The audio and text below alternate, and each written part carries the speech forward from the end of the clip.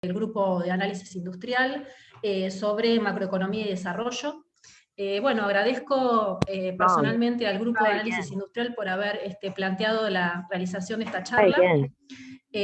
Sebastián tiene previsto presentar un working paper sobre esta temática en un lapso más o menos de 45 minutos, y después queda a disposición de consultas, inquietudes y preguntas que realicen los presentes, para lo cual vamos a contar con la moderación de la magíster Ana Catelén, que también es integrante del Grupo de Análisis Industrial. Así que por mi parte, sin más preámbulos, te cedo la palabra, Sebastián, y muchas gracias por esta iniciativa. Bueno, gracias, Victoria. Buenos días, buenas tardes o buenas noches, según el caso. Hay algunos que están del otro lado del océano. A todas y todos por estar aquí.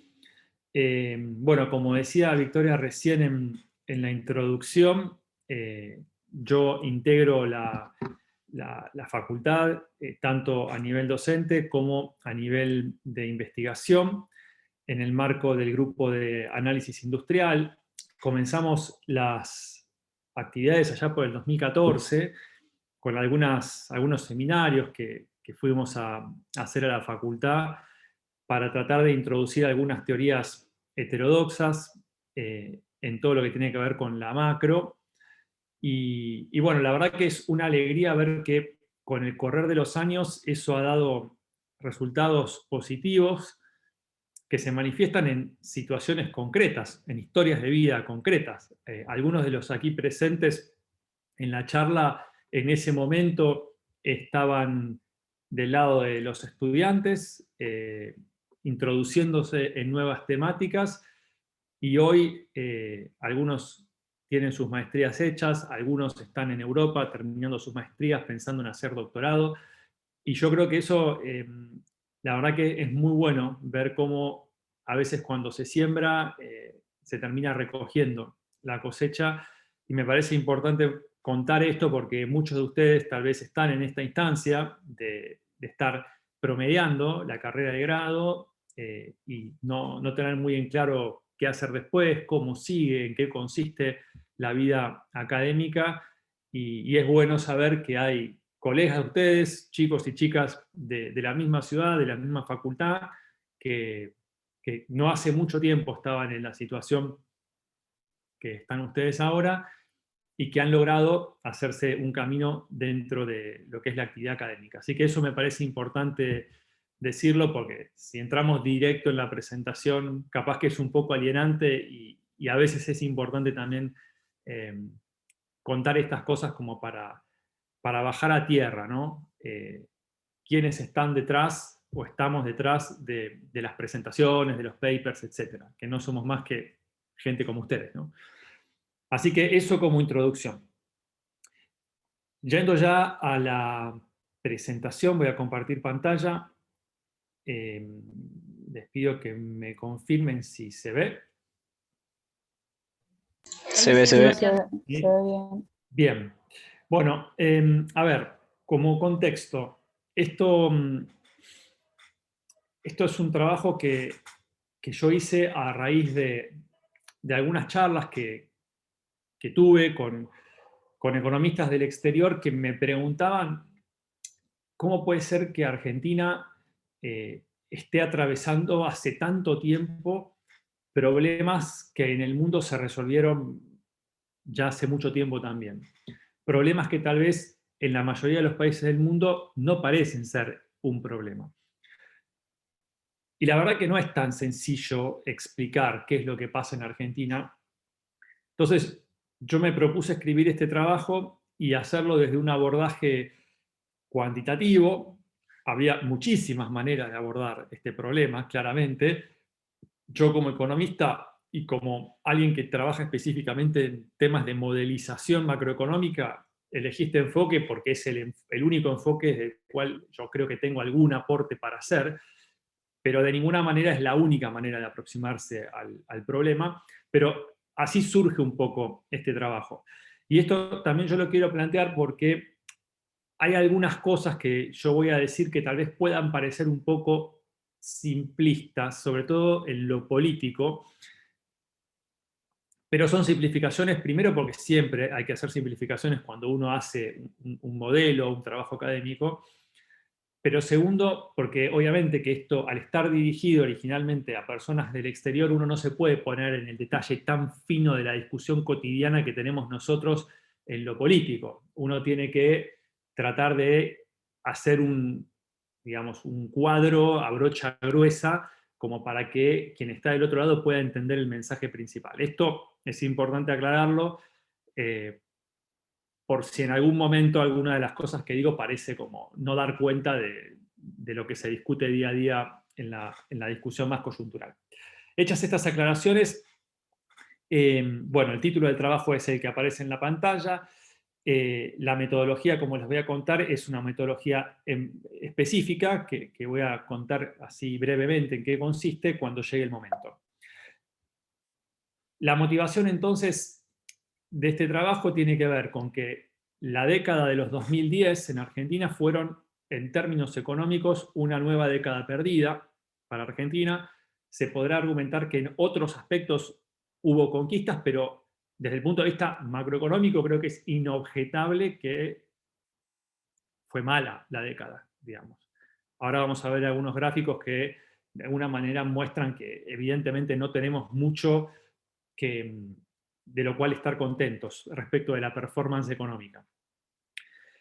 Hubo en estos últimos tiempos distintos intentos desde distintas perspectivas teóricas para explicar por qué a Argentina le fue tan mal en lo macroeconómico, pero desde mi punto de vista no ha sido posible encontrar una respuesta convincente sobre qué debería hacer el gobierno de turno, sin importar tanto el signo ideológico, qué debería hacer el gobierno, es decir, qué combinación de políticas le permitiría sacar a Argentina de la situación de estanflación en la cual está atrapada hace tanto tiempo.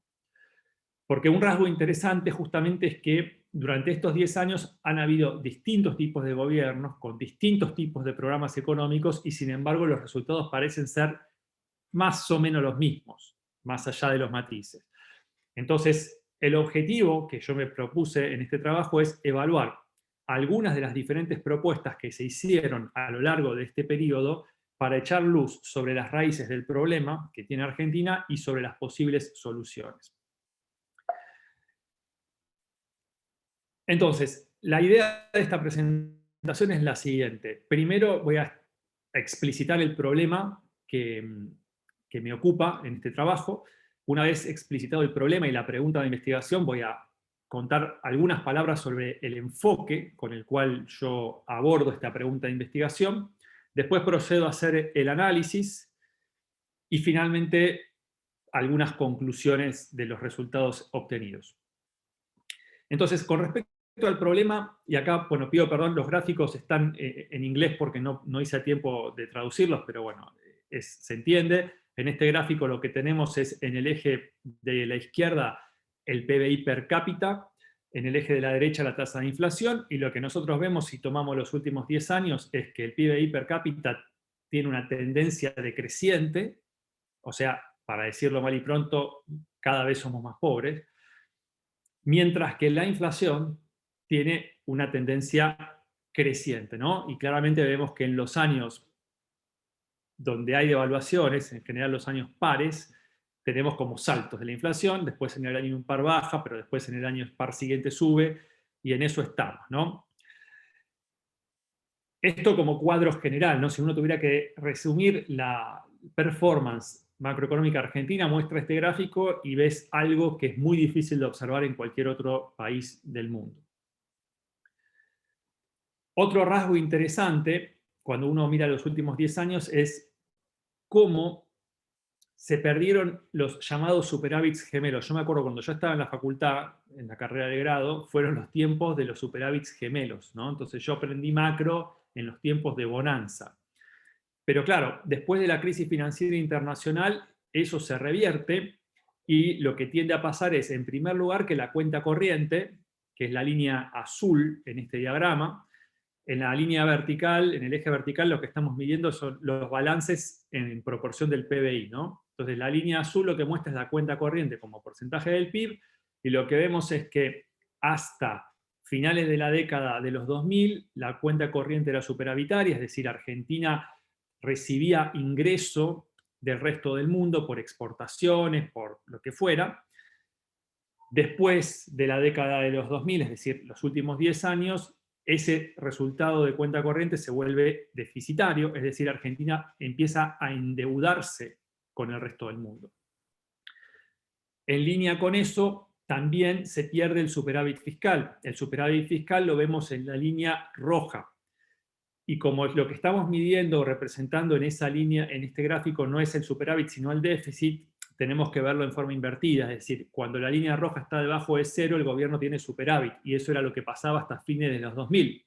Después de los 2010, persistentemente, el déficit del gobierno sube, lo cual explica por qué esta idea de los déficits gemelos, ¿no? Déficit de cuenta corriente, según muestra la línea celeste, déficit fiscal, según muestra la línea roja. Y la línea amarilla lo que muestra es el ahorro privado. Aquellos que hayan cursado macro recordarán que hay una identidad macroeconómica fundamental, básica, que establece que la suma del ahorro privado, el ahorro público y el ahorro externo es cero. Entonces, lo que muestra esto es que al ser el déficit fiscal mayor que el déficit de cuenta corriente, eso implica que el sector privado de Argentina está ahorrando en términos netos. Y esto es un tema importante, primero porque esto es una regularidad. En la mayoría de los países del mundo se observa que el sector privado tiende a ser superavitario, ahorra. Y la pregunta entonces es, si el sector privado ahorra, ¿cómo ahorra? Es decir, ¿qué forma adoptan esos pesos excedentes que significan el ahorro del sector privado? Y eso, bueno, en Argentina es un problema importante, porque hay una gran tendencia a que el ahorro se haga en dólares, en divisas. Y acá no hay ningún juicio de valor, no quiero entrar a que si está bien, si está mal. Pasa. Y como pasa, es un problema que tiene que poder resolverse. Pero antes de entrar en eso, estos son hechos estilizados. Es decir, Argentina pasa de tener superávits gemelos en los 2000 a déficits gemelos en los 2010. Si uno tiene que adentrarse en por qué Argentina pierde el superávit externo, por qué pasa de tener superávit de cuenta corriente a déficit de cuenta corriente, uno podría decir algunas cosas. Por ejemplo, ¿qué vemos en este gráfico? En este gráfico vemos, por ejemplo, en la línea celeste, el precio de los commodities.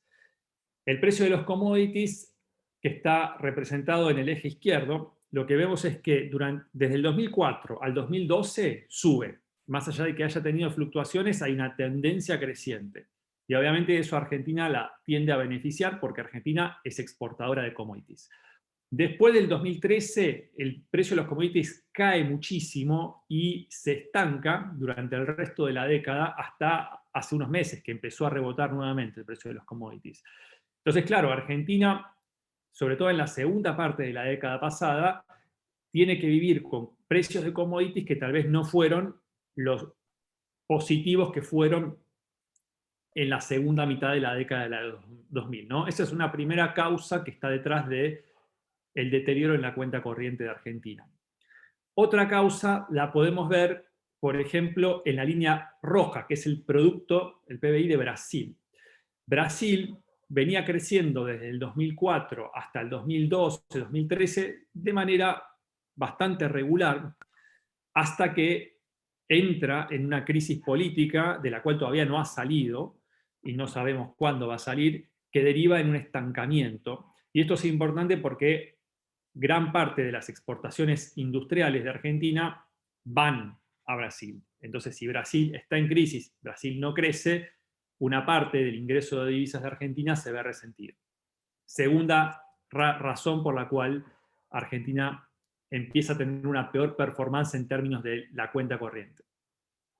Tercera razón, apreciación del tipo de cambio. Lo vemos en la línea amarilla de este gráfico.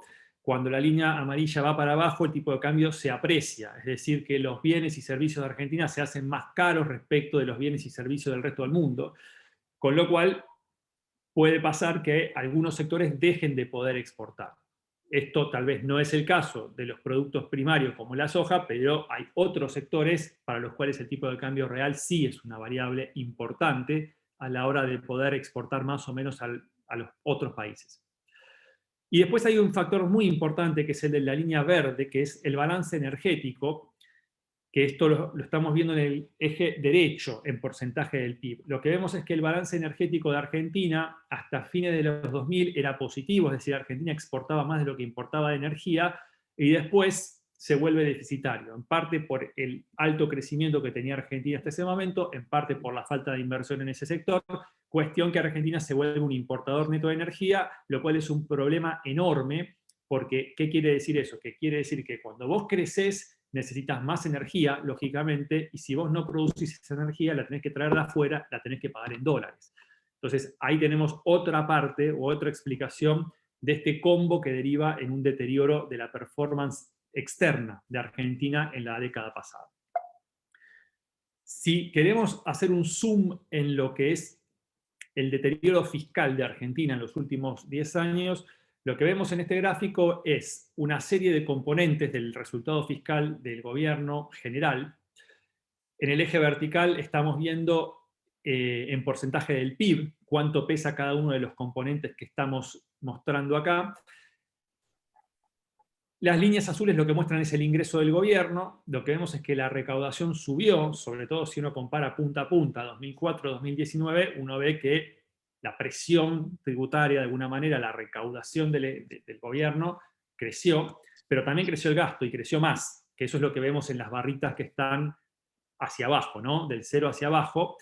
Vemos distintos componentes del gasto público y vemos que la mayoría aumentó y que en total el gasto subió más que el ingreso, lo cual obviamente, esto es contabilidad, da un déficit fiscal. En algunos casos vemos que el aumento se explica por el aumento del gasto de seguridad social, digamos, la moratoria previsional, distintos programas de asistencia social, que otra vez yo no entro en el juicio de valor si está bien, si está mal. En términos de la discusión contable que estamos teniendo, esto pasó y de alguna manera se tiene que poder financiar. También en los últimos años lo que crece mucho es los intereses, que lo vemos en la parte naranja, en las barritas naranjas, que digamos, más que se duplican los intereses. Pero conclusión que tenés un Estado más grande. Y ese Estado más grande lo tenés que financiar de alguna manera. Si los ingresos no alcanzan para financiar, tenés que financiarlo con deuda. Otra opción no queda. Pero ¿qué problema tiene Argentina? Que el mercado financiero local es pequeño. Entonces, no es fácil en Argentina que el gobierno se financie emitiendo deuda local, es decir, deuda en pesos. Más allá de que eso mejoró mucho el año pasado, eso no está dentro del periodo que yo estoy analizando, ¿no? Mi análisis termina en 2019, no entra la pandemia.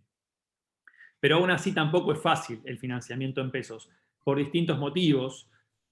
Por un lado, porque la reputación que tiene el gobierno de Argentina, no importa cuál sea, en general tiende a ser mala. Pero además hay otro problema muy importante que es el tema de la inflación. Es decir, ¿cuál es el rendimiento que tiene que tener un bono en pesos para que, dada la inflación que tiene Argentina, el sector privado esté dispuesto a ahorrar comprándole bonos al gobierno en vez de comprar alguna otra cosa? En general eso requiere tasas de interés bastante altas, y esas tasas de interés altas a veces entran en conflicto con otros objetivos de política. Entonces es difícil cuando uno tiene una tasa de inflación elevada como la de Argentina que se desarrolle un mercado de deuda en pesos, en moneda local. Lo que vemos en este gráfico es una aproximación al portafolio del sector privado en Argentina. Esto no es fácil de hacer porque en Argentina no contamos con información específica sobre esto, como sí pasa en otros países. Hay países en los cuales se relevan las cuentas de patrimonio, entonces uno puede entrar y ver sector por sector cómo está compuesto su balance, activos financieros y activos reales. En Argentina eso no existe, entonces a uno no le queda otra opción que empezar a recoger información de distintas bases de datos y armar algo. Y esto que estoy mostrando es eso que yo armé. Pero es toda información oficial, ¿no? Lo que vemos es que el stock de capital físico obviamente es la parte más importante del portafolio, pero si uno mira la parte financiera, que es todo lo que no es naranja, hay una tendencia a que sean los activos en dólares los que tienen más peso dentro del portafolio. Y eso es algo específico de Argentina y que cuando es creciente es un problema. Por otra parte, lo que vemos es que la deuda del gobierno, o sea, las barritas amarillas, son muy, muy chiquitas. Es decir, una parte muy baja del portafolio del sector privado en Argentina se destina a la compra o sea, al financiamiento del gobierno. Entonces, la cuestión es, el gobierno tiene necesidades de financiamiento cada vez más grandes, como veíamos en la placa anterior, pero por otra parte el sector privado no está dispuesto a financiar al gobierno. Entonces, la pregunta es, ¿de dónde sale el dinero que el gobierno necesita para financiar ese Estado? Bueno, puede ser con endeudamiento externo, puede ser a través de la emisión monetaria. Las dos cosas tienen sus distintos problemas. Entonces, mostradas estas placas con rasgos generales de la situación macroeconómica argentina, es decir, el crecimiento, la inflación, distintos componentes que explican el deterioro en la cuenta corriente, distintos componentes que explican el deterioro en el resultado fiscal y el problema de que el sector privado argentino no suele estar dispuesto a financiar al Estado argentino, podemos tratar de elaborar un diagnóstico. Y acá es donde yo les decía antes, bueno, esto piensen que lo armamos para gente de afuera, entonces pido concesiones cuando hable ahora de orientación centro-izquierda, orientación centro-derecha. Tuvimos dos gobiernos distintos, del 2011 al 2019, pero un final parecido, que es una crisis cambiaria que se manifiesta de distintas maneras. Se podrá decir que el gobierno que terminó en 2015 no terminó en una crisis cambiaria, pero tenía controles cambiarios muy fuertes, tenía brechas entre tipos de cambio muy amplias, que son también una forma, desde mi punto de vista, de crisis, porque son situaciones que parecen difícil de sostener en el tiempo y no parecen ser saludables para el desenvolvimiento de la macro. Obviamente, conocemos la historia más reciente, el gobierno que termina en 2019, termina no en un episodio de crisis cambiaria, sino básicamente en un año y medio de crisis cambiaria que de alguna manera continúa hasta hoy, ¿no? Hasta el 2015 había un gobierno de orientación de centro-izquierda, algo que, por ejemplo, Panigo y otros llaman un keynesianismo social en cuanto al modelo que se trató de implementar. Desde el 2016 al 2019, todos sabemos, una orientación de centro-derecha, algo que yo me permito llamar un neoliberalismo restringido por la estructura, es decir, un neoliberalismo pero que no se puede aplicar al 100% porque hay ciertas estructuras sociales, institucionales, que evidentemente le pusieron un freno al gobierno y no le permitieron avanzar en todas las reformas que hubiera querido avanzar, lo cual también generó internas dentro del equipo de gobierno, porque había algunos que daban cuenta de esas limitaciones y otros que querían ir por todo independientemente de esas limitaciones. Dos gobiernos distintos, dos marcos institucionales distintos, o sea, dos programas de políticas distintas, pero también un mismo detonante, que es, desde mi punto de vista, la demanda de divisas para formación de activos externos, o sea, fuga, para decirlo mal y pronto, fuga de capitales. Entonces, la pregunta que a mí me surge de esto es, bueno, ¿hubiera sido posible para alguno de estos dos gobiernos implementar una combinación de políticas más eficaz? ¿O en cualquier caso la performance de la macro hubiera sido mediocre? Dicho de otra manera, ¿son los problemas económicos de Argentina, en última instancia, macroeconómicos o debemos buscar las respuestas en otro lado? En la micro, en la sociología, en la ciencia política, no sé. Pero acá uno está hablando de macro y lo que a mí me interesaba saber es si el problema que tenemos se resuelve con política macroeconómica o no. Porque en definitiva es importante saber por dónde tenés que entrarle al problema.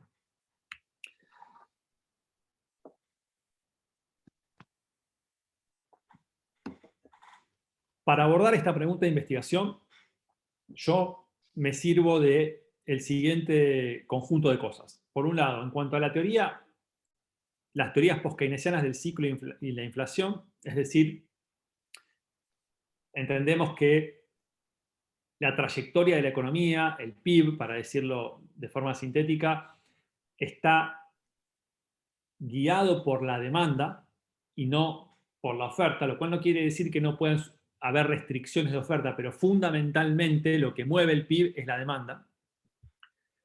Y lo que mueve a la inflación son una serie de cosas, no una única cosa, y esa serie de cosas tiene que ver con los costos de producción, el salario, los insumos importados, las tarifas, etc.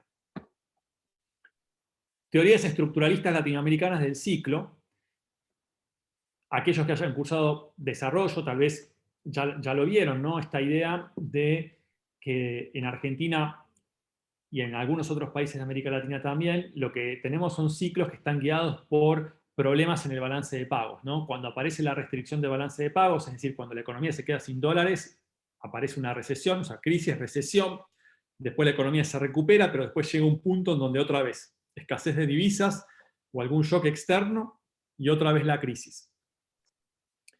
Y después el enfoque de Gottlieb y Tobin para las decisiones de portafolio, es decir, la idea de modelar la demanda de activos financieros del sector privado, incorporando múltiples activos de distintas características que no necesariamente son sustitutos perfectos los unos de los otros y que como consecuencia de eso, dependiendo de qué tipo de activos demanda el sector privado, el resultado general de la macro puede ser uno u otro.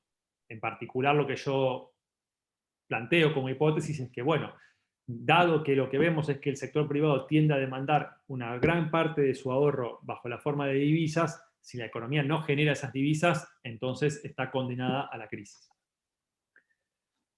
La metodología que yo elegí para poder abordar estas preguntas son fundamentalmente los modelos macroeconométricos estructurales. Los modelos macroeconométricos estructurales son modelos grandes, es decir, modelos con muchas ecuaciones que tratan de describir con bastante detalle las características estructurales e institucionales de la economía en cuestión.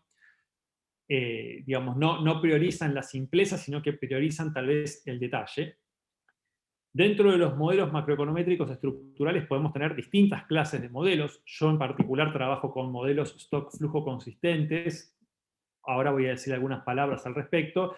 Y dentro de lo que son los modelos stock-flujo consistentes, lo que voy a hacer en este trabajo es un análisis contrafactual de políticas. Es decir, lo que voy a hacer es, con el diario del lunes, en términos futbolísticos, tratar de ver, dado el contexto que sabemos que ocurrió en Argentina, cambiar algunas políticas, que ahora voy a decir cuáles son, a ver si se produce un resultado distinto, ¿no? Conociendo el pasado, modifico algunas cosas a ver si la dinámica es distinta de la observada, en particular si la dinámica es mejor, más estable.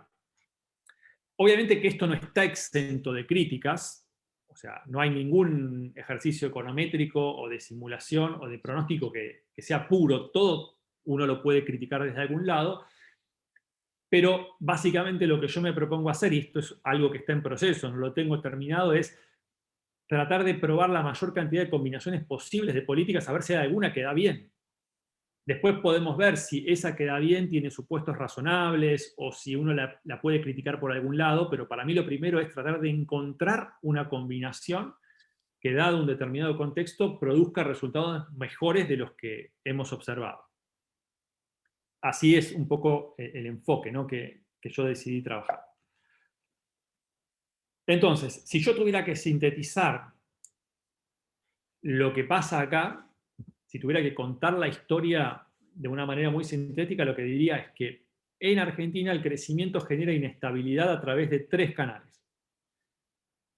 Primero es el canal de las importaciones, o sea, crecemos más, necesitamos importar más, eso genera presión sobre la demanda de divisas.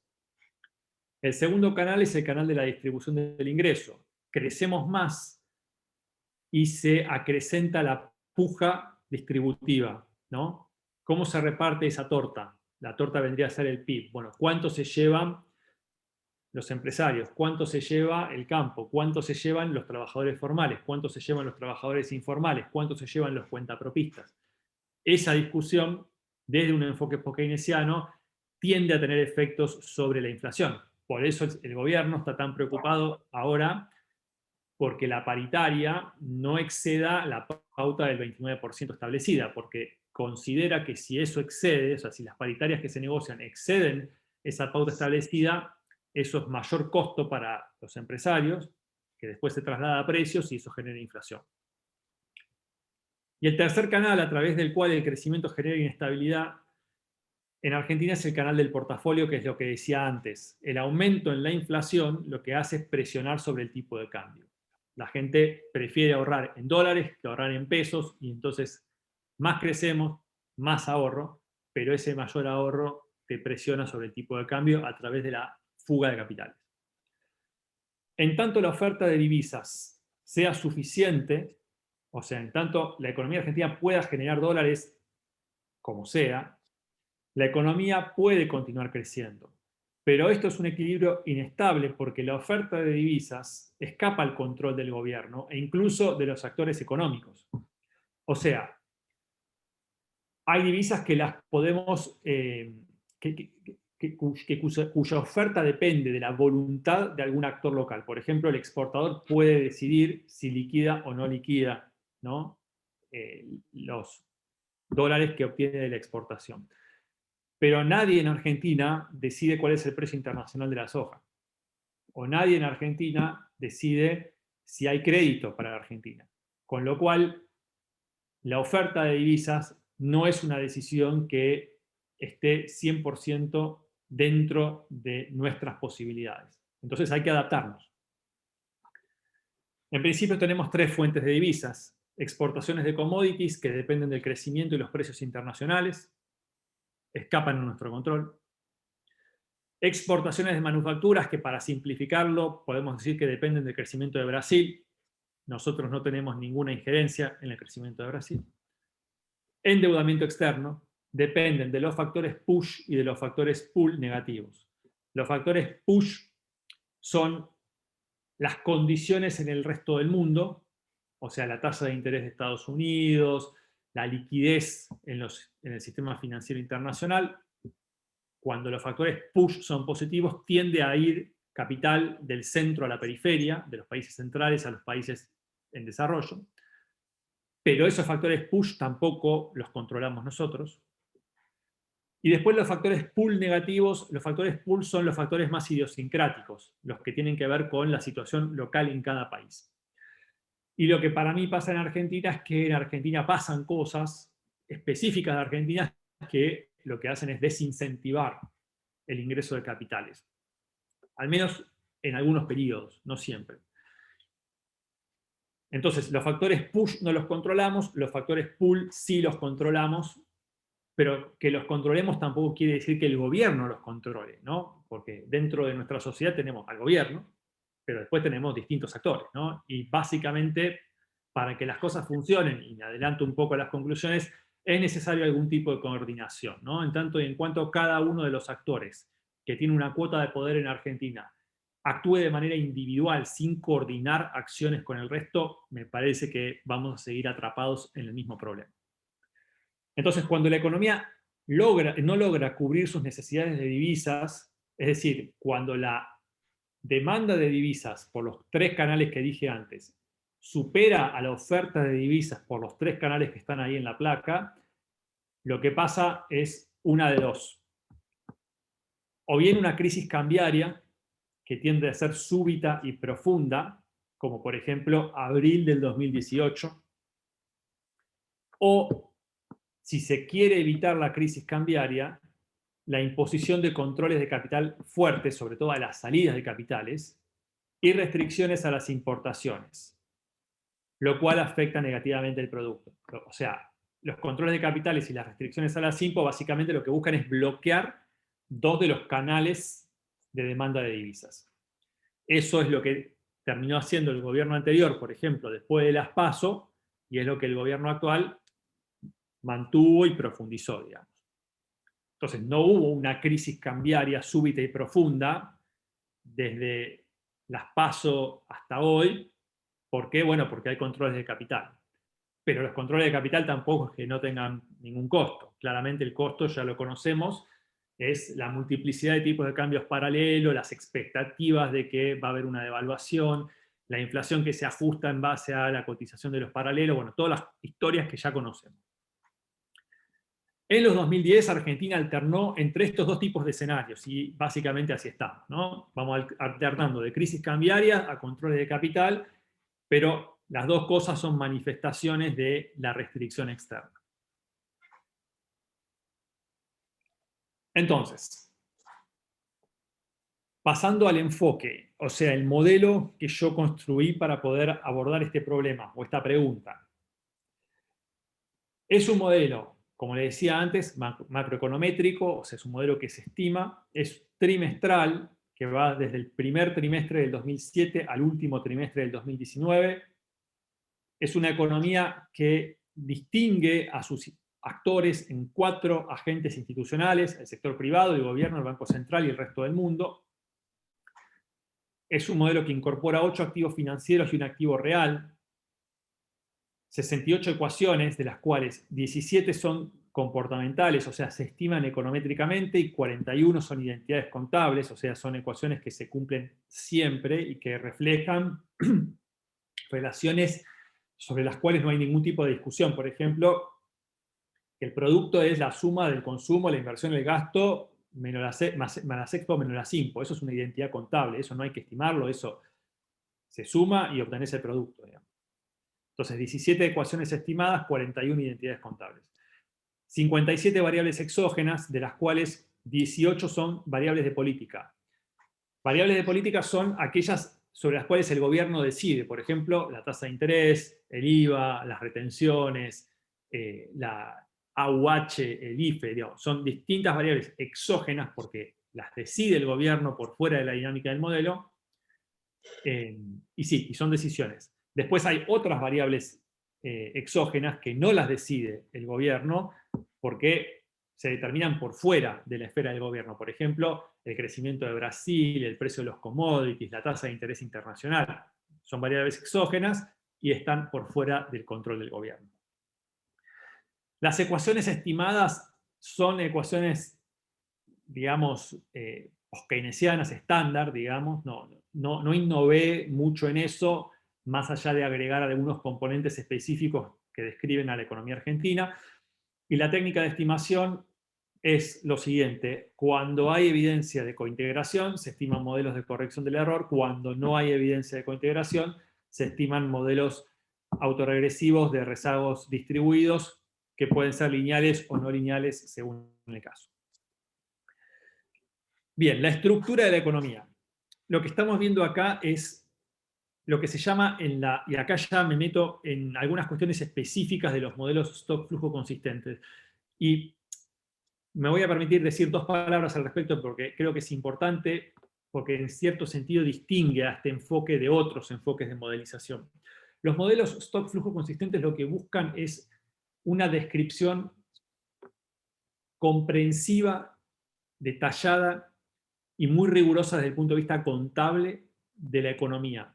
Es una modelización que lo que busca es ver cuáles son las interacciones entre los distintos agentes o actores de la economía, y también detallar con un nivel interesante de profundidad los distintos tipos de transacciones, ya sean reales o financieros, que involucran a la economía. ¿Por qué? Porque omitir cierto tipo de transacciones puede llevar a cuestiones como lo que pasó en la previa de la crisis del 2008, la crisis internacional del 2008, en donde prácticamente ningún modelo pudo anticiparse a los eventos de crisis, básicamente porque eran modelos que no incorporaban la deuda dentro de su estructura.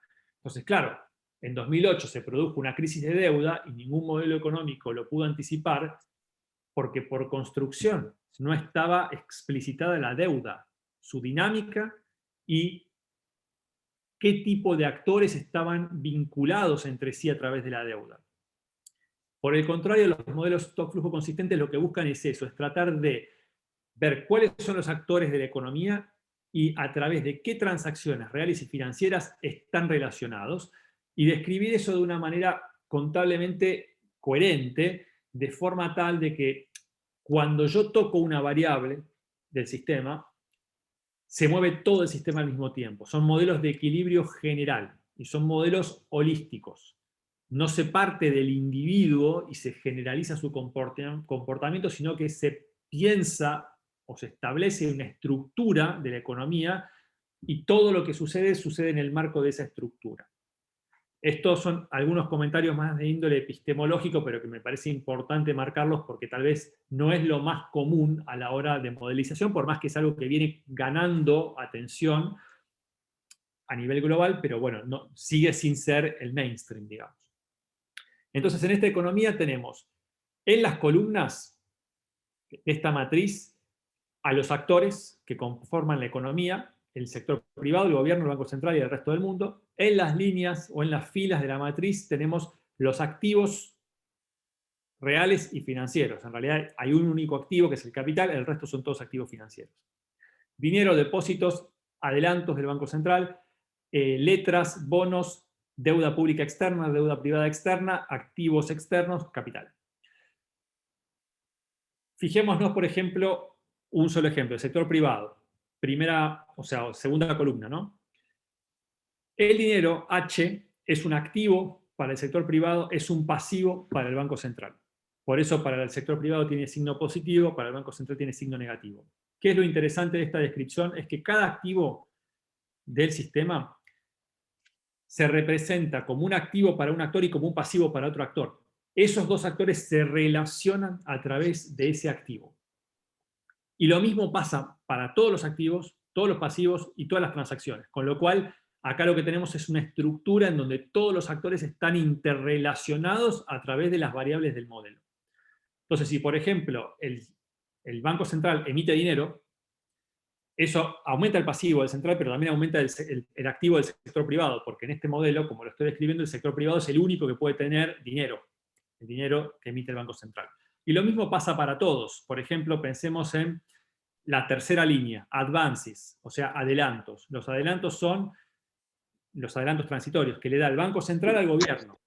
Los adelantos es un pasivo del gobierno, es un activo del Banco Central. Por eso tiene un signo menos para el gobierno, un signo más para el Banco Central.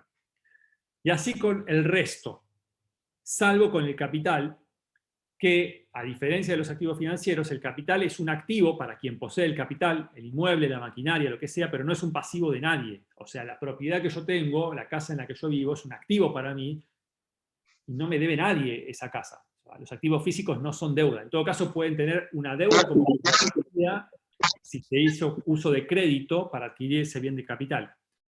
Pero ahí ya son dos cosas distintas, ¿no? El bien de capital por un lado, el crédito por el otro, pero el bien de capital en sí es siempre un activo, ¿no? Los activos físicos son activos y no son pasivos de nada. Entonces acá lo que vemos es la estructura de la economía y los distintos activos y pasivos que hay y cómo se relacionan los actores a través de estos activos y pasivos. ¿Me pudiste comprar el té? Después, la herramienta fundamental de los modelos stock-flujo consistentes, y no se asusten por favor con lo que están viendo, porque no me voy a meter en esto, pero sí lo quiero mostrar para que se entienda la lógica del análisis que se hace, es lo que se conoce como matriz de contabilidad social. La matriz de contabilidad social es una matriz que lo que hace es introducir todas las transacciones que se realizan en una economía durante un periodo de tiempo. Y otra vez, como veíamos en el balance de la placa anterior, contarnos cuáles son los actores involucrados en esas transacciones. Entonces, si vemos la primera línea, lo que tenemos es el consumo.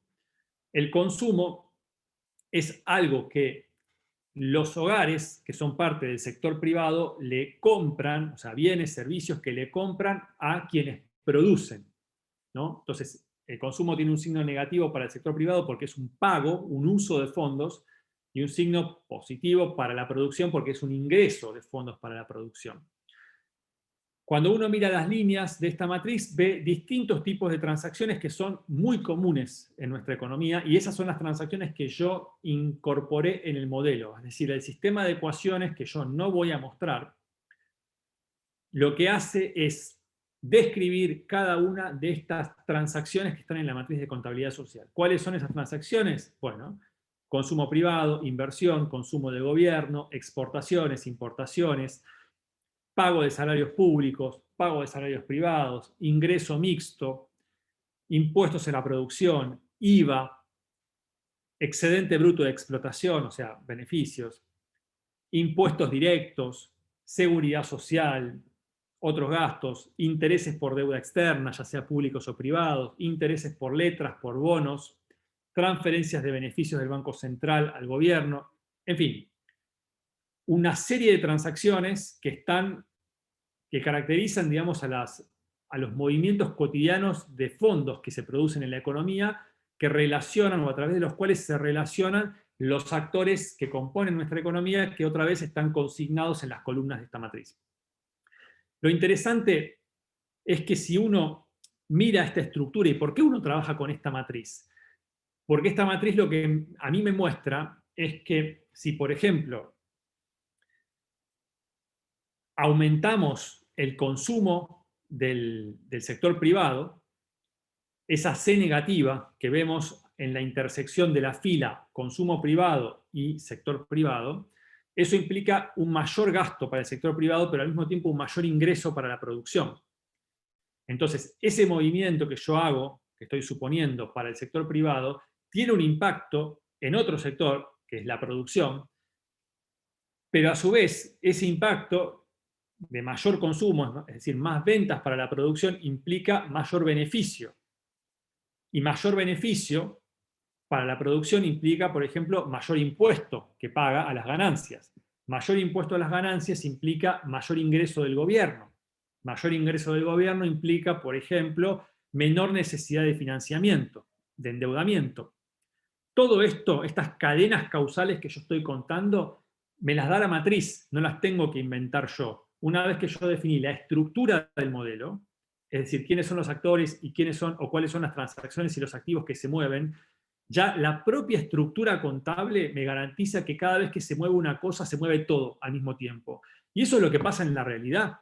Es decir, en la realidad no existe el equilibrio parcial que a veces estudiamos en la facultad. En la realidad todo se está moviendo de forma simultánea al mismo tiempo y el resultado que nosotros vemos en la macro no es otra cosa que la combinación, el emergente de todas esas transacciones que realizan los distintos actores.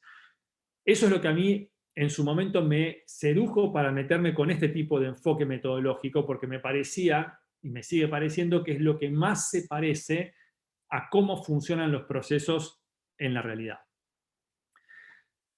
Como les decía, yo no tengo tiempo y llevaría un rato largo ir ecuación por ecuación, así que no voy a mostrar el sistema de ecuaciones que describe el modelo, pero básicamente el sistema de ecuaciones lo que hace es poner en movimiento esta matriz que está en pantalla.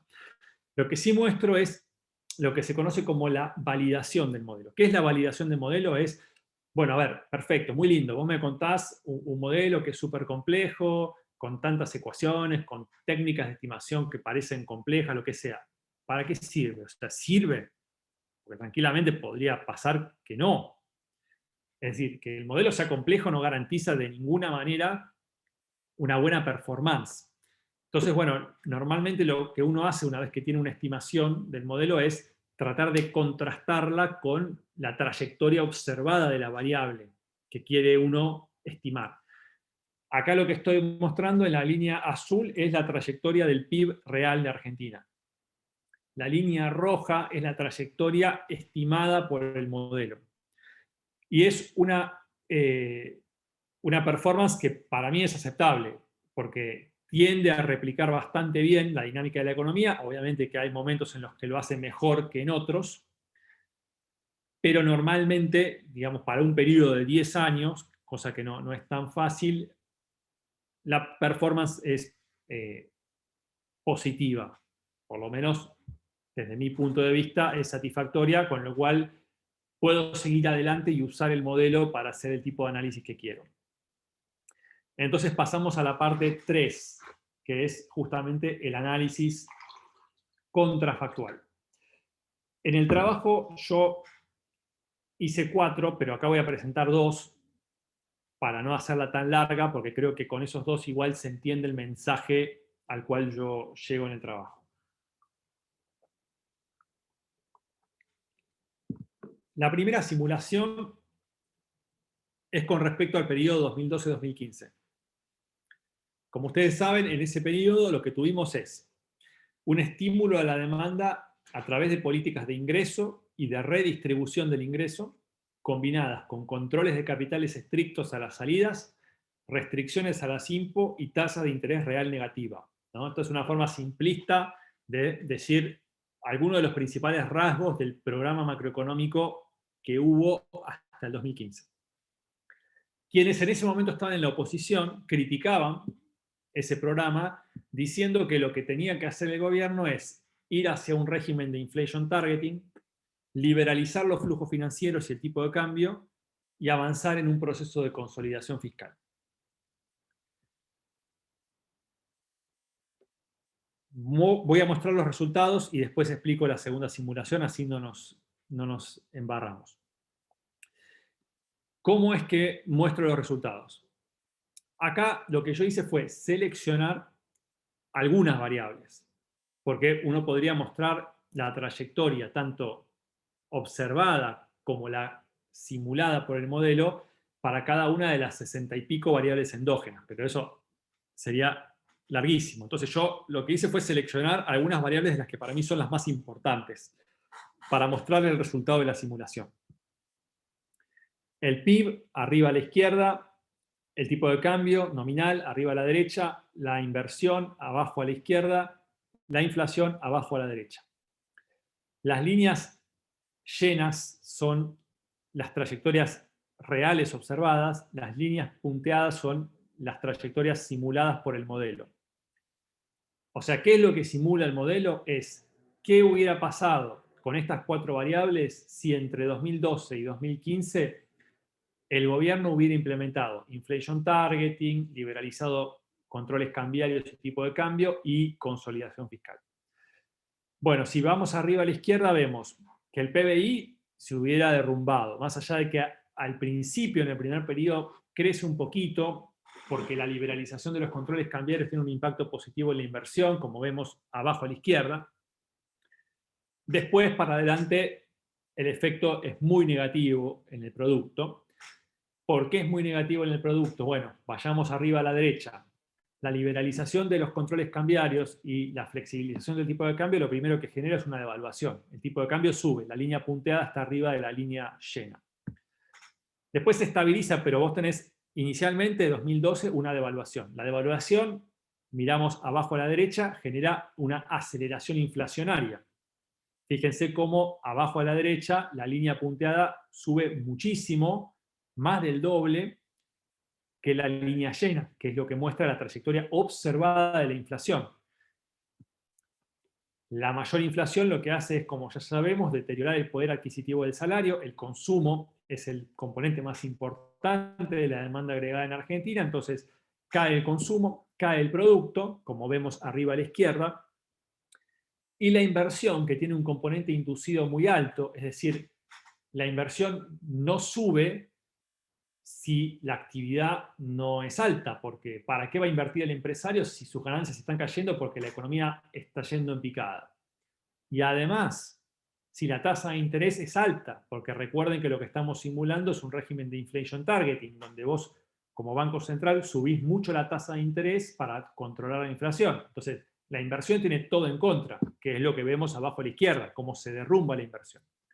Entonces, resultado, el producto cae y la inflación sube. Es decir, que aparentemente, según nos dice esta simulación, lo que recomendaba la oposición del periodo 2012-2015 no hubiera resuelto el problema de la estanflación, sino que lo hubiera agravado. Acá lo que vemos es, nuevamente, el gráfico de los balances financieros del sector externo, la cuenta corriente en azul, del gobierno, el déficit fiscal en amarillo y del sector privado en verde. Del lado izquierdo está la trayectoria observada de los resultados financieros. Del lado derecho está la trayectoria simulada, ¿no? ¿Qué trayectoria hubieran tenido los balances financieros de estos tres actores bajo el escenario que estamos simulando? Lo que me interesa destacar simplemente cuando uno compara es que bajo la simulación que estamos haciendo, Argentina aparentemente hubiera recuperado los superávits gemelos. Fíjense que la cuenta corriente, que en el gráfico de la izquierda, en azul, se volvía negativa, en el gráfico de la derecha, en azul punteado, se vuelve positiva. Se mantiene siempre positiva hasta el final. O sea que el superávit externo lo hubiera recuperado Argentina, y el resultado fiscal negativo, que lo vemos como el déficit fiscal en amarillo, que está en terreno positivo en el gráfico de la izquierda, pasa a terreno negativo en el gráfico de la derecha, es decir, vuelve el superávit fiscal del gobierno.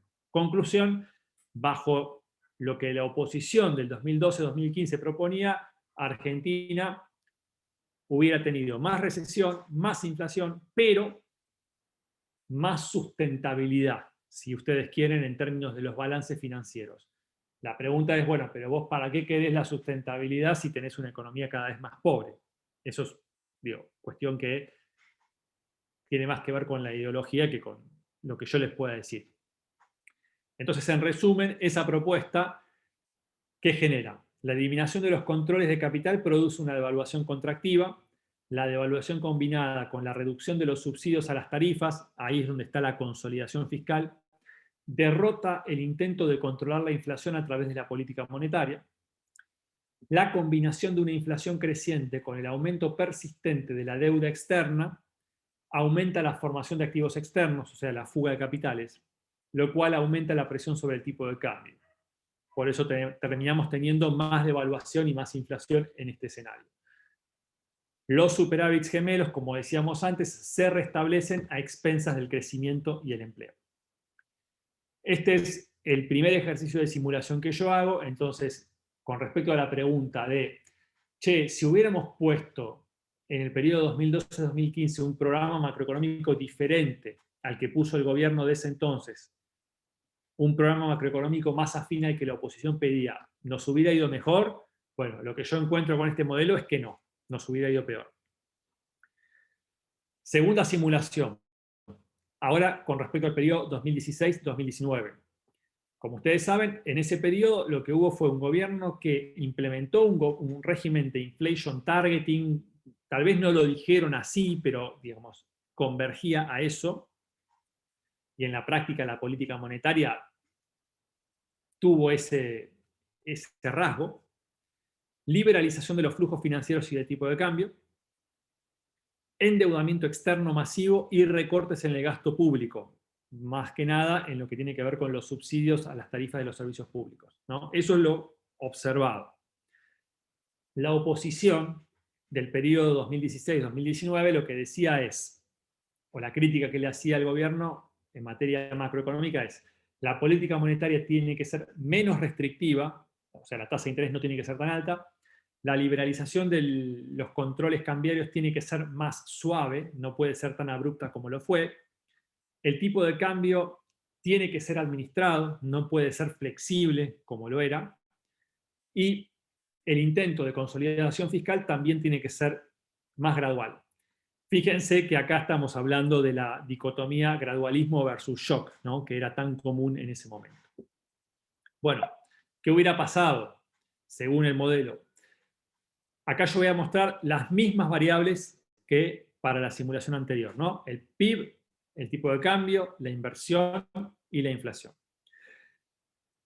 Si empezamos por el PIB, lo que vemos es que, según nos muestran las líneas punteadas, arriba a la izquierda, al principio, o en la primera mitad de la simulación, el PIB pareciera estar por encima del observado.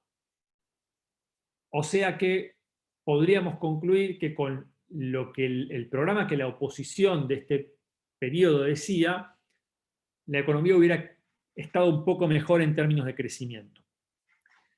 ¿Por qué? Bueno, si vamos arriba a la derecha, vemos que el tipo de cambio tiene una trayectoria que es creciente, pero menos. O sea, tiene como un nivel por abajo de la trayectoria observada. La línea punteada está por abajo siempre de la línea llena. ¿Y esto por qué? Bueno, justamente porque la liberalización de los controles cambiarios es más gradual y porque hay un tipo de cambio administrado. O sea, el Banco Central evita las grandes devaluaciones del tipo de cambio. Lo cual no quiere decir que el tipo de cambio nunca se devalúe o nunca se deprecie, pero lo hace a un ritmo menor, lo cual, vamos abajo a la derecha, nos lleva a una tasa de inflación que es ligeramente más baja de la observada en el periodo, justamente porque algunos de los componentes que afectan la inflación están atacados de forma directa. No solo el canal cambiario, sino también, como describíamos cuando hablábamos de la simulación, el canal de las tarifas de los servicios públicos, que según la oposición de ese entonces debían corregirse, pero a un ritmo menor del que se corrigieron.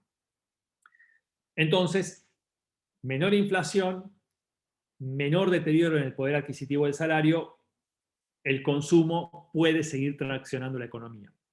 Y con respecto a la inversión, como vemos abajo a la izquierda, según nos dice la línea punteada, hubiera tenido una mejor performance que en lo que se observó, básicamente porque la tasa de interés no hubiera sido tan alta y porque la trayectoria de la economía, el crecimiento hubiera sido más alto, lo cual hubiera inducido una mayor inversión por mayor utilización de la capacidad instalada, mejores perspectivas de beneficios o de ganancias de las firmas que las moverían a invertir más. No obstante, hay que marcar que hacia el final de la simulación, si uno ve el gráfico de arriba a la izquierda, el PIB cae.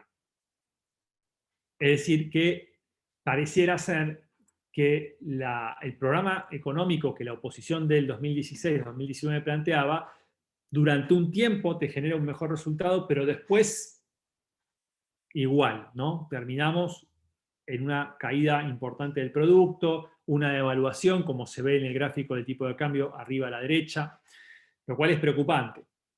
Si uno se pregunta por qué puede estar pasando esto, ¿no? Que durante unos años la cosa va bien, pero que después se complica, bueno, vamos a los gráficos respecto de los balances financieros de los actores, que de alguna manera es, como yo miro la macro, una medida de la sustentabilidad macrofinanciera de un determinado régimen. Otra vez, a la izquierda vemos la trayectoria observada, a la derecha vemos la trayectoria simulada por el modelo. Y lo que vemos en este caso, a diferencia de lo anterior, es que no hay un cambio cualitativo, o sea, lo que estaba en déficit sigue en déficit y lo que estaba en superávit sigue en superávit, pero lo que se produce es una profundización de los desequilibrios. Es decir, hasta el 2015 el gobierno tenía un déficit fiscal y bajo las políticas que estoy simulando en este escenario, el déficit fiscal, como muestra la línea amarilla del gráfico de la derecha, se hubiera profundizado, hubiera aumentado. Y el déficit de cuenta corriente, como muestra la línea azul del gráfico de la derecha, también hubiera aumentado. Y eso justamente es lo que desde mi punto de vista está detrás de que hacia el final de las simulaciones se te explota todo. Porque evidentemente estás en una situación que desde el punto de vista macrofinanciero no se puede sostener y en algún momento te explota. Entonces, la propuesta que está, o sea, que subyace a esta simulación, tiene un efecto neutral en el tipo de cambio. ¿Por qué? Porque la menor demanda de divisas por el canal financiero, producto de que sigue habiendo controles de capital en esta simulación, se compensa con una mayor demanda de divisas por el canal de las importaciones, porque la economía crece más. La inflación es ligeramente menor a lo que observamos efectivamente como consecuencia de un menor ajuste de tarifas. Persiste la presión sobre la demanda de divisas tanto por el lado real como financiero, es decir, la economía sigue creciendo, se demandan divisas, sigue habiendo ahorro privado, se demandan divisas. Los déficits gemelos acumulados hasta el 2015 se profundizan, lo cual muestra la insustentabilidad del régimen. Y, como ya dijimos varias veces hasta acá, el ahorro privado positivo, combinado con decisiones de portafolio orientadas hacia la adquisición de activos externos, conduce a la inestabilidad del régimen. Final, entonces. ¿Cuál es la solución? La verdad, no sé cuál es la solución. Lo que sí creo es que no es un problema que se pueda resolver solamente con política macroeconómica. La economía argentina entonces sufrió una nueva década perdida. Tuvimos en estos 10 años distintos intentos para poder sacar a la economía de la situación de estanflación. Ninguno dio resultado. Cuando usamos este modelo para ver cómo hubiera funcionado el programa que cada oposición tuvo cuando le tocó ser oposición, con el contexto económico que le tocó al oficialismo, tampoco obtenemos resultados mejores de los que se observaron.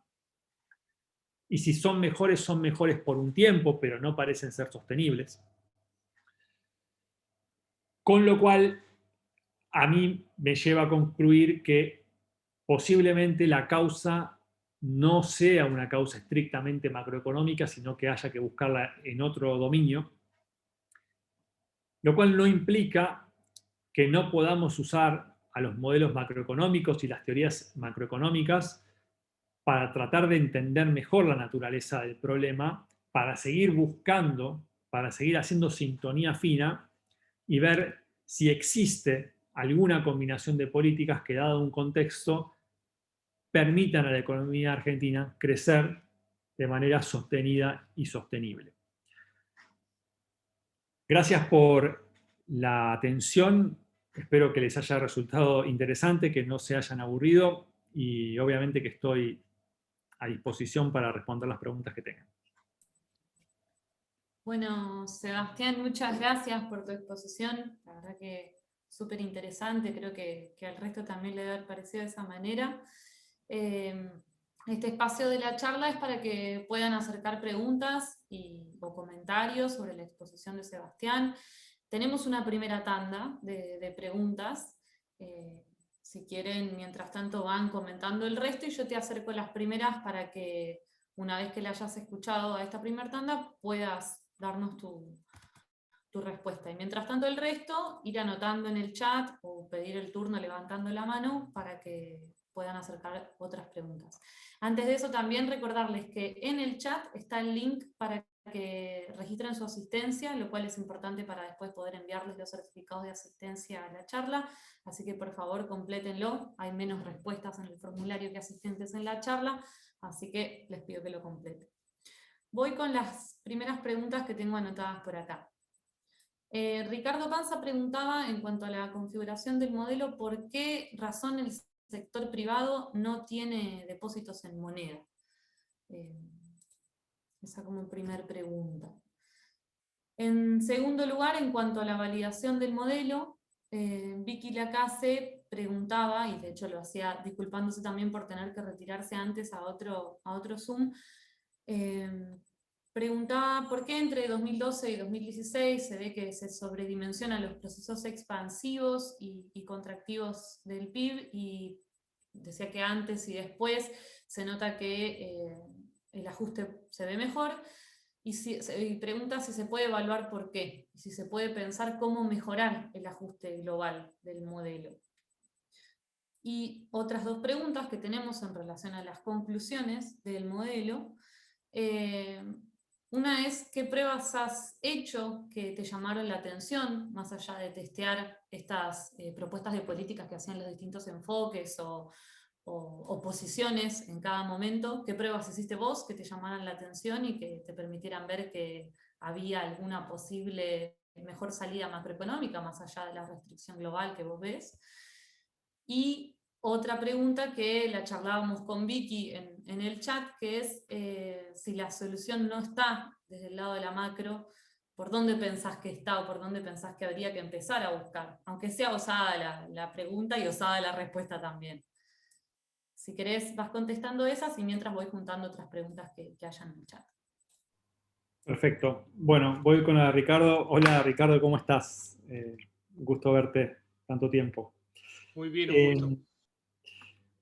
Mirá, en realidad esto no lo dije, pero los depósitos están contenidos dentro de la variable que yo en la matriz se llama money, si no me equivoco, dinero. Ya lo estoy viendo. Claro, hay una variable que se llama money, dinero, y ahí yo lo que puse es M2, o sea, billetes y monedas, los encajes y los depósitos a la vista.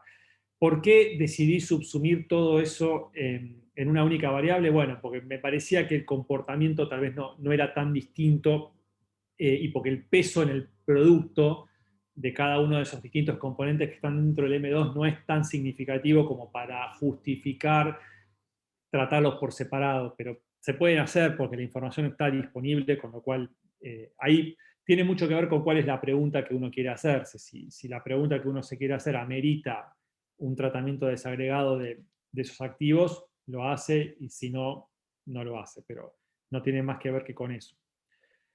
Con respecto a cómo mejorar el ajuste global del modelo, pregunta que hacía Victoria, y bueno, eso uno podría estar años con eso, porque hay un montón de cosas que se podrían hacer. Lo primero es tratar de mejorar la econometría. Y para mejorar la econometría uno puede... Pasa que no... Bueno, yo igual no soy econometrista, ¿no? Si hay algún econometrista en la sala que intervenga, pero lo que yo he experimentado es que no siempre trabajar con técnicas econométricas más sofisticadas, o sea, modelos con umbrales, modelos con transiciones suaves, como la llaman, no siempre, a ver, te puede mejorar el ajuste de la ecuación que vos estás estimando, pero cuando vos eso lo pones en el modelo, que se resuelve de forma simultánea, no siempre el ajuste del modelo es mejor.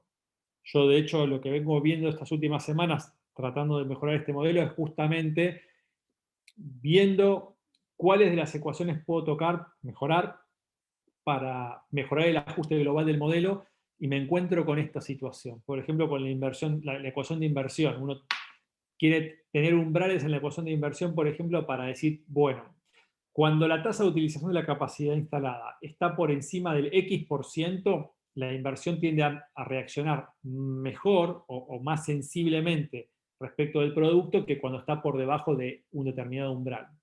Digo, hay razones teóricas para pensar que eso puede ser así. Cuando vos vas a la estimación, te da, pero cuando vos después eso lo inyectás en el modelo, no necesariamente te mejora el ajuste.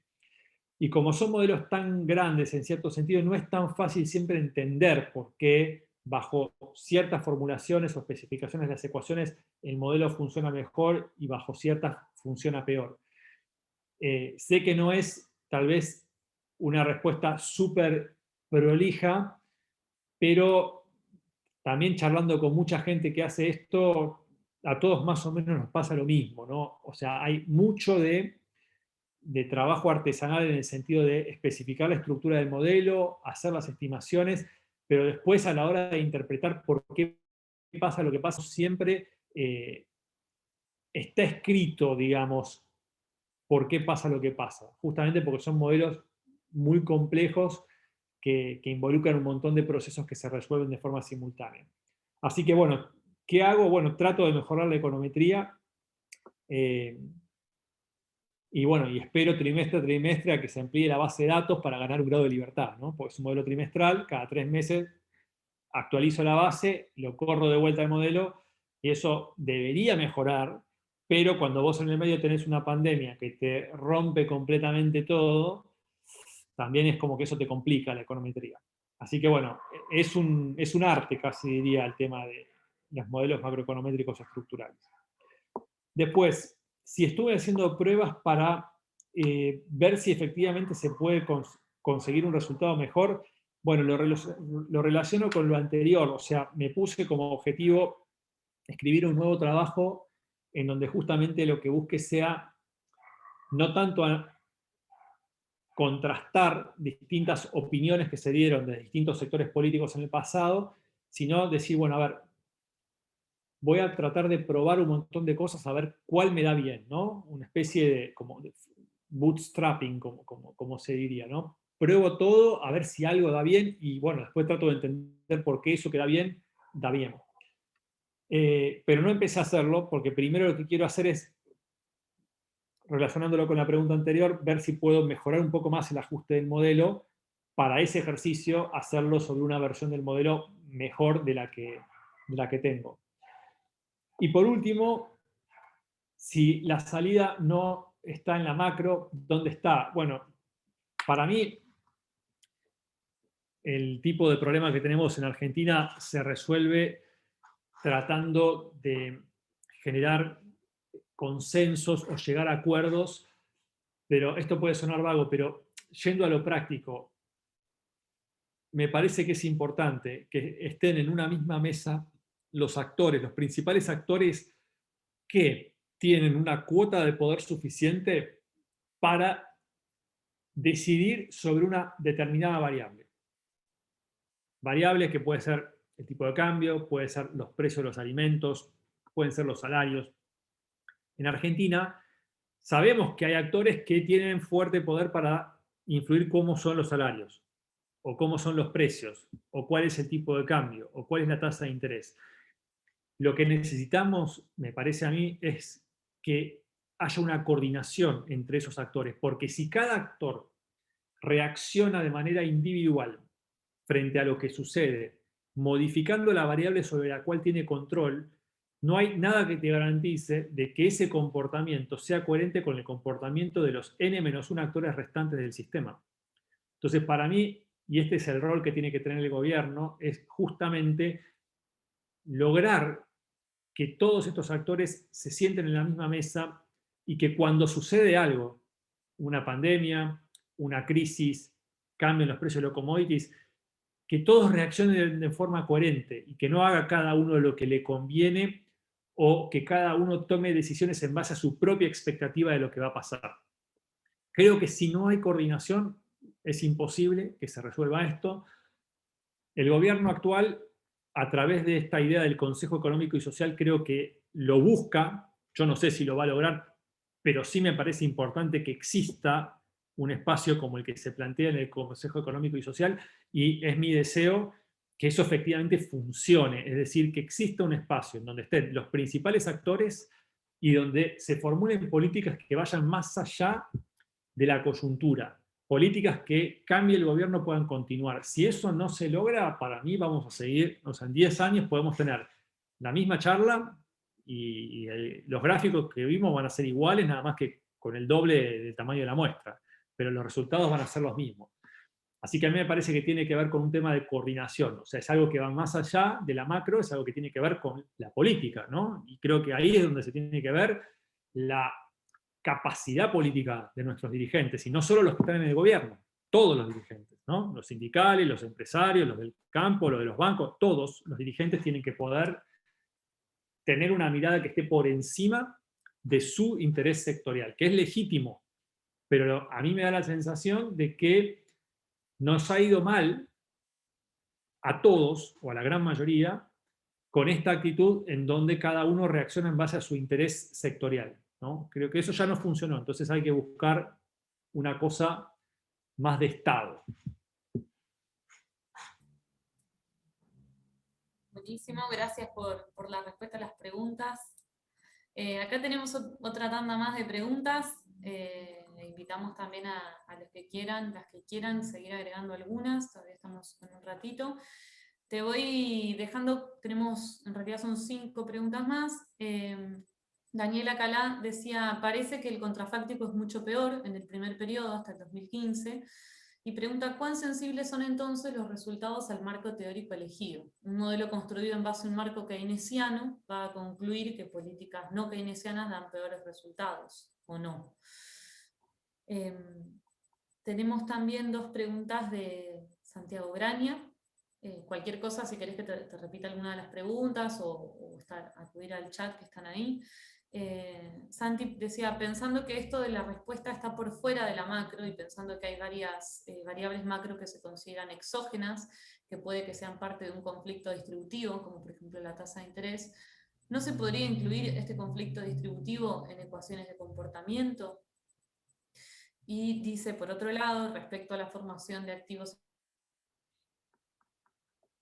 en el modelo está incluido en las ecuaciones contables o en las que estimaste. Si está en las ecuaciones estimadas, ¿qué datos usaste? Pregunta, pensando en el efecto de los controles de capitales en los datos. Por otro lado, una pregunta de Facundo Jura, que dice, ¿cómo reaccionan o visualizan tus modelos o planteamientos aquellas personas que sostienen la tesis estrictamente monetarista o más monetarista? Y por último, última pregunta de esta tanda, Panqui, Francisco Barberis, preguntaba le interesaría saber, o si lo has probado, cómo daría el modelo si se aplicara el policy mix de Guzmán, o sea, senderos macroconsistentes y graduales desde el 2012 hasta la actualidad. Esas son las preguntas por ahora. Bien. Estoy terminando de escribir. Bueno, la primera pregunta: ¿cuán sensibles son los resultados del modelo al marco teórico elegido? Y como en cierto sentido, bueno, sí, un marco keynesiano te va a dar normalmente más crecimiento que un marco no keynesiano. Aunque no sé si siempre es así, porque digo, quien trabaje con un modelo nuevo keynesiano en lugar de post-keynesiano, o sea, un modelo mainstream, también te dice que eso conduce al crecimiento.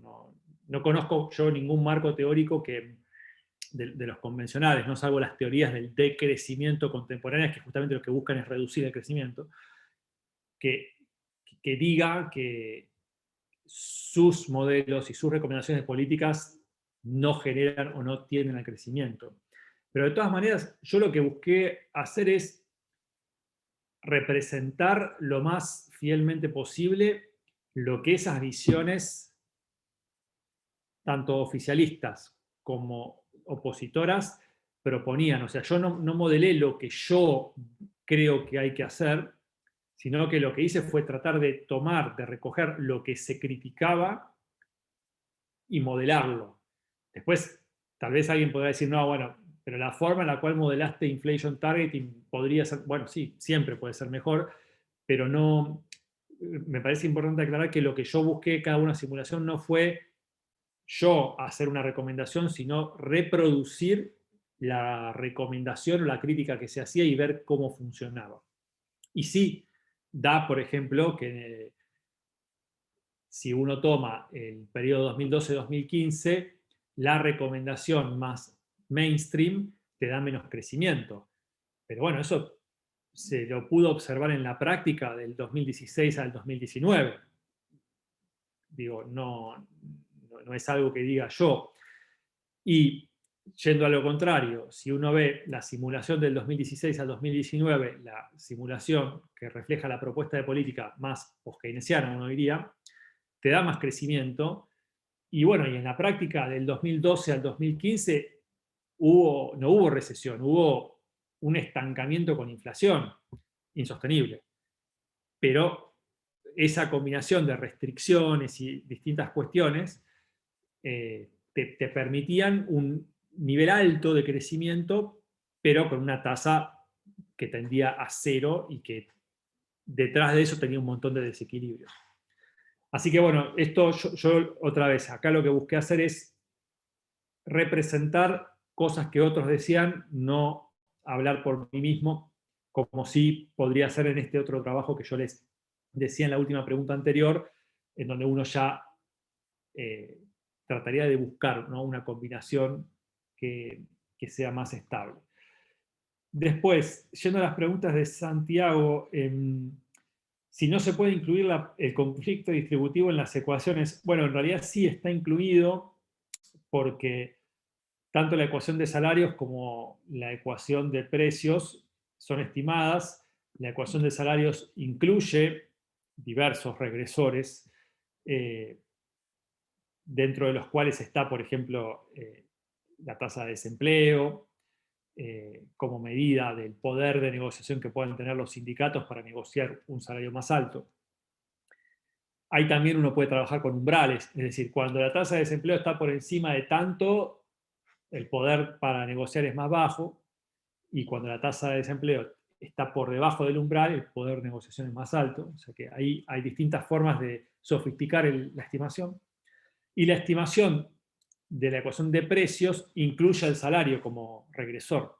Entonces, ahí tenés esa circularidad que de alguna manera es la misma circularidad que está en los modelos teóricos post-keynesianos, de puja distributiva, que es lo que explica la inflación desde esa vertiente teórica.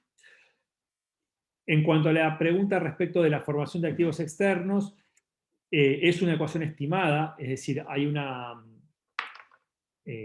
estimación de la variable ¿cómo se llama? Cuando uno mira la posición de inversión internacional que informa el INDEC, uno tiene la posibilidad de verla de forma agregada y la puede ver también por sectores, y cuando vos vas al sector privado hay una variable que se llama otros activos en dólares, y esa es la que yo usé, que es la más grande, o sea, es el grueso de los activos privados. Cuando uno mira la posición de inversión internacional, está ahí. Entonces, por eso fue la que yo elegí.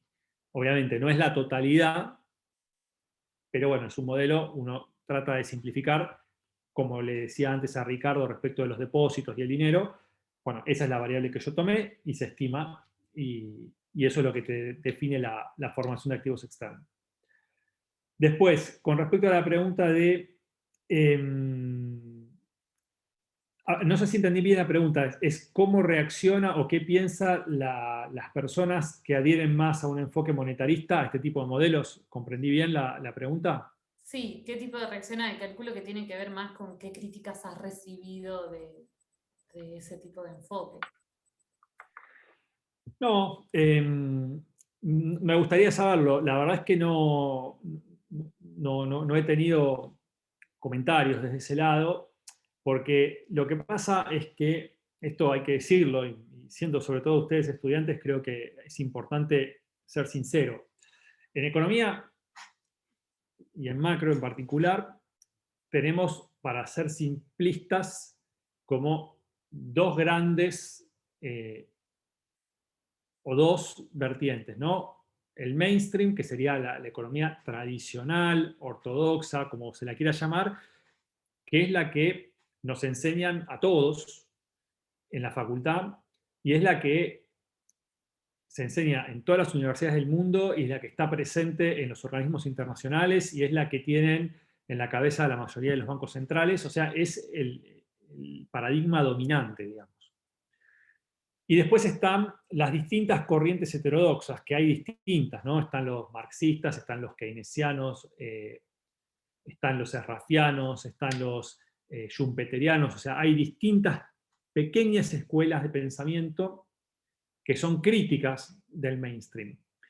Ahora, si uno tuviera que cuantificar, bueno, pero ¿cuántos hay de cada lado de la grieta o de esta grieta? No, bueno, está completamente desbalanceado. Es 99% contra 1%. Entonces, ¿qué pasa? Los que estamos en el 1%, o sea, los que trabajamos con teorías alternativas, somos tan chiquitos, tan insignificantes, digamos, que al 99% restante no le, digamos, creo yo que ni se gastan en leer este tipo de cosas. Esto está empezando a cambiar igual. En los últimos años ha habido, fundamentalmente desde algunos organismos internacionales, interés en lo que hace ese 1%, porque, bueno, la realidad es que las teorías más ortodoxas, más convencionales, no han dado buenos resultados. Y esto lo han reconocido los máximos exponentes de ese 99%.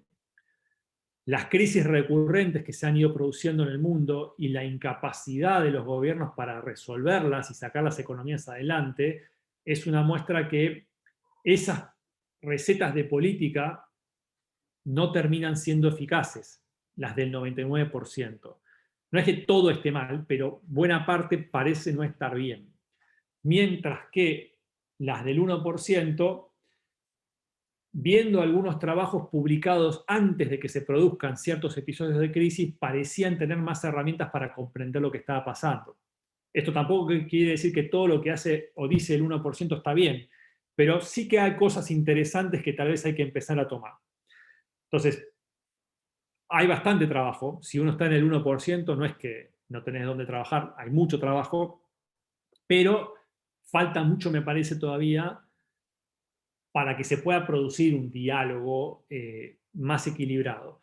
En Argentina es distinto, porque en Argentina lo que pasó, en Argentina sí está más parejo, porque, bueno, porque en Argentina hubo un gobierno, digamos que es el gobierno kirchnerista que hubo hasta el 2015, y también el actual, que puso dentro de sus máximos exponentes en nivel de los cargos de economía, o sea, ministro de Economía, Banco Central, AFIP, etc., a gente que está dentro de las escuelas heterodoxas, o sea, de este 1% que yo les decía a nivel mundial.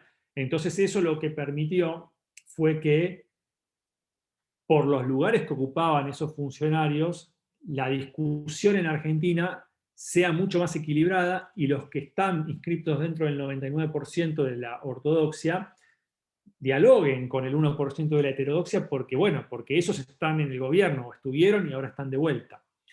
Y también eso lo que generó es que gente como yo, que cuando era estudiante había un gobierno, bueno, kirchnerista en ese caso, con un discurso y una teoría económica distinta de la que yo veía en la facultad, que a mí me sedujo a decir, che, ¿y esto qué es? O sea, está bueno, o sea, me están diciendo algo distinto de lo que yo estoy viendo en los libros y aparentemente funciona. Yo era estudiante hasta el 2008, ¿no? Que fueron como los mejores años de la economía argentina. Entonces, no he tenido acá en Argentina comentarios desde esa vertiente. Sí es más fácil a veces tenerlos afuera y, no, qué sé yo, las críticas, hay distintas críticas que se pueden hacer, pero lo bueno es que no te pueden entrar por el marco contable y metodológico. En todo caso te pueden decir, y mirá, me parece que tu ecuación de precios debería incluir algún agregado monetario. Bueno, digo, lo pongo el agregado monetario, tampoco me da muy distinto. No es fácil entrarle, digamos, a estos modelos desde el punto de vista metodológico, porque justamente son muy, muy fuertes y por eso a mí me llevó 1 año y medio armar el modelo este que presenté. Y la última pregunta de Panky, ¿cómo daría o cuál sería la performance del modelo si tratáramos de implementar el policy mix de Guzmán? Habría que probarlo. Digamos, no lo probé. Primero habría que definirlo, ese policy mix, pero bueno, uno podría tratar de hacer un híbrido que en definitiva es lo que se le critica a Guzmán, ¿no? Desde los sectores más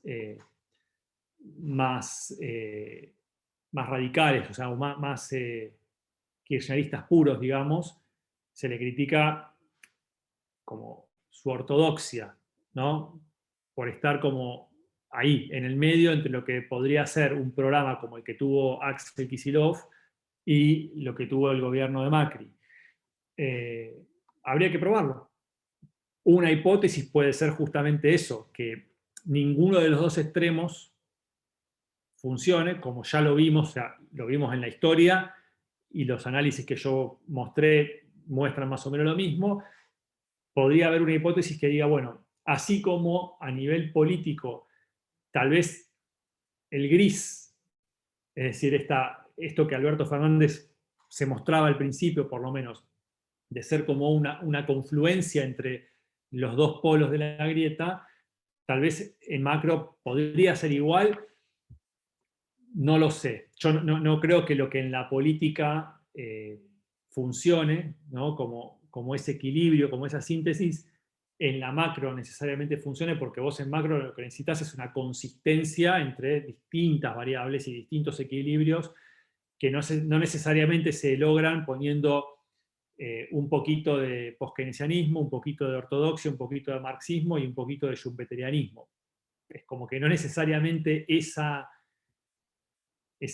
eclecticismo da un resultado coherente, pero en cualquier caso habría que probarlo. Yo no lo probé, así que no puedo decir mucho al respecto. Bueno, gracias Sebastián por la respuesta a las preguntas. La verdad que un registro espectacular de las preguntas hechas de forma bastante rápida.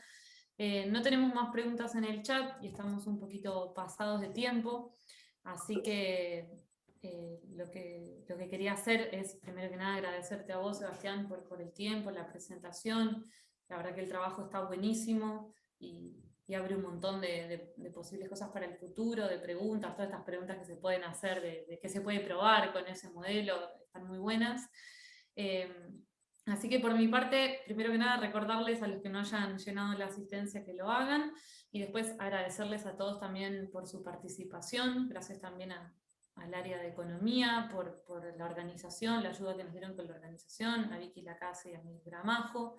También obviamente gracias a Fer Graña y a Sebastián como codirectores de este proyecto que está generando todo este espacio para nuevas preguntas, a los integrantes del proyecto, a Panqui, Santi Graña, Juan Ñani, a Gus Montequia, para quienes integramos el proyecto de Macro bajo la dirección de Sebastián y Fer Graña. Es todo un desafío darle vida a este espacio que investiga con esta perspectiva heterodoxa, diferente a, como decía Sebastián, a la que acostumbramos ver en nuestros planes de estudio o cuando prendemos la tele en la mayor parte de los canales y los medios masivos de comunicación.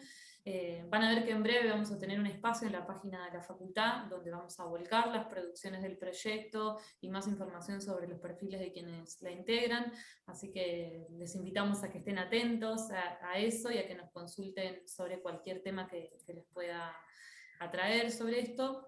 Así que bueno, muchas gracias a todos y todas las que participaron. Acá Sebastián te estaban agradeciendo en el chat las respuestas a las preguntas y la presentación en general. Así que, bueno, muchas gracias de nuevo a todos los participantes, y especialmente a vos, Sebastián. No sé si querés cerrar con algún comentario más. No, simplemente agradecerles haber dedicado 2 horas a escuchar esto. Y bueno, ojalá que nos podamos ver pronto por allá. No sé, no sabemos cuándo va a ser, pero bueno, ojalá que no muy lejos en el tiempo podamos hacer una de estas presencial y después poder compartir algún trago allá por Güemes. Buenísimo, buenísimo. Gracias, Sebastián. Muchas gracias a todos y todas. Gracias, Sebastián.